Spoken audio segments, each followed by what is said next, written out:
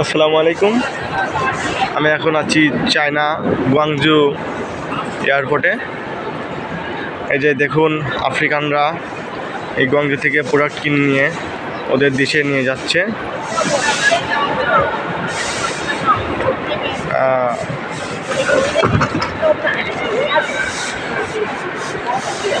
দেখুন কত সুন্দর করে প্যাকেট করে এক একজনের প্যাকেট এক একজন নিয়ে যাচ্ছে।